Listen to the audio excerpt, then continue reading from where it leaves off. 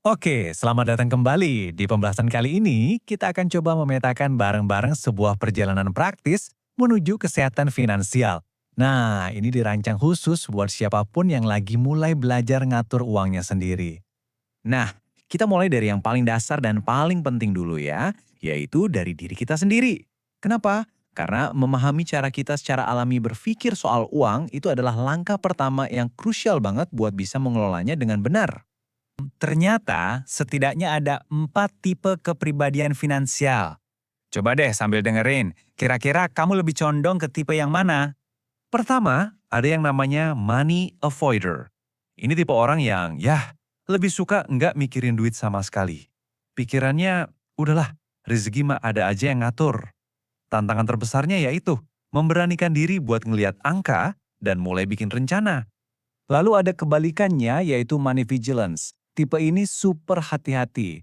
Mungkin karena pernah punya pengalaman buruk soal keuangan di masa lalu, mereka jago banget nabung, tapi saking cemasnya uangnya cuma didiemin aja. Padahal kan sayang banget kalau nggak diinvestasikan dan malah kegerus inflasi. Selanjutnya, ada tipe money status. Nah, buat mereka ini, uang itu alat buat dapat pengakuan. Atau ya, buat jadi pahlawan di keluarga. Contohnya kayak generasi sandwich. Bahagianya itu kalau bisa ngasih ke orang lain.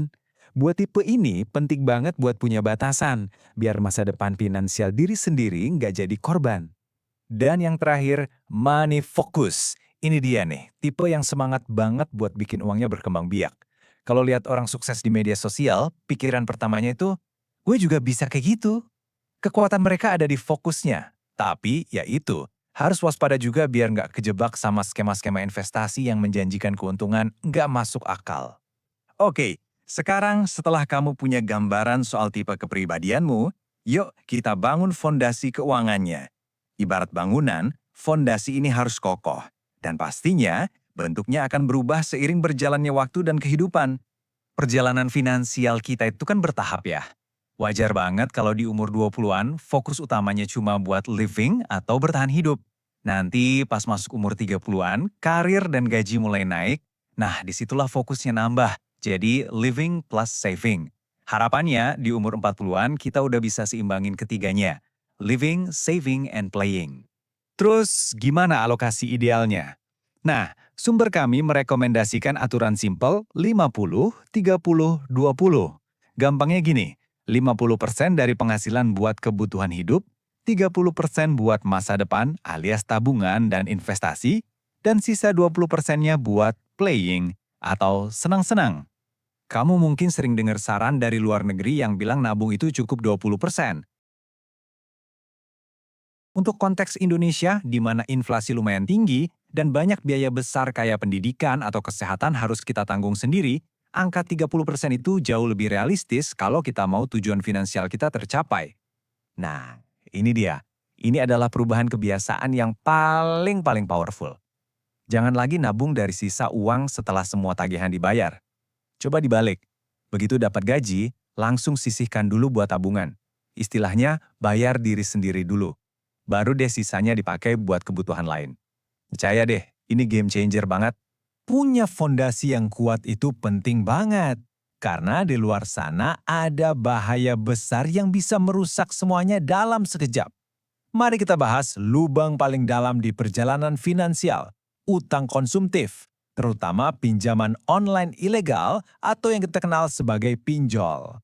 Pinjol ilegal ini benar-benar predator. Mereka bukan cuma nagih utang, tapi juga meneror.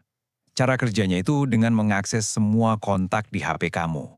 Begitu kamu telat bayar, mereka akan mempermalukan kamu di depan umum, di depan keluarga, teman, bahkan atasan. Tekanan mentalnya itu luar biasa. Terus gimana kita tahu kalau utang kita udah nggak sehat? Ada patokan gampangnya. Total semua cicilan bulanan kamu, entah itu KPR, cicilan kendaraan, kartu kredit, idealnya jangan sampai lebih dari 30-35% dari total pendapatan bulanan. Kalau udah di atas itu, wah itu udah lampu merah. Kalau kamu udah terlanjur kejebak di rasio yang nggak sehat itu, jangan panik. Ada 3 langkah aksi yang jelas. Pertama, cari cara buat nambahin pemasukan. Kedua, kencengin ikat pinggang sekenceng-kencengnya. Potong semua pengeluaran yang nggak esensial. Dan kalau memang perlu, langkah ketiga, jual aset buat lunasin utang yang bunganya paling tinggi. Oke, setelah fondasi kita aman dan utang terkendali, saatnya kita naik level. Saatnya kita bikin uang kita yang kerja buat kita, bukan sebaliknya. Gimana caranya? Ya, dengan berinvestasi. Tapi ingat, prinsip utama investasi itu adalah hanya gunakan uang dingin. Maksudnya apa sih uang dingin itu? Itu adalah uang yang benar-benar nganggur, di luar dana darurat dan biaya hidup bulanan. Jadi, kalaupun nilai investasinya naik turun, kehidupan sehari-hari kamu nggak akan terganggu. Nah, ini kayak tangga investasi. Buat pemula, mulailah dari anak tangga yang paling bawah dan paling aman. Kayak reksadana pasar uang. Sambil jalan, sambil belajar. Nanti kalau pengetahuan dan keberanian kamu udah nambah, baru deh coba naik ke instrumen yang lebih agresif seperti reksadana saham, atau bahkan saham langsung. Tapi dari semua pilihan tadi, pesan intinya sebenarnya ini. Nggak ada satupun investasi yang terbaik buat semua orang. Pilihan yang paling tepat buat kamu, ya yang paling cocok sama tujuan hidup dan seberapa besar resiko yang siap kamu tanggung. Jadi jangan cuma ikut-ikutan teman. Ini membawa kita ke pemikiran terakhir. Menguasai bagaimana cara mengelola uang itu sangat penting. Kita udah bahas panjang lebar.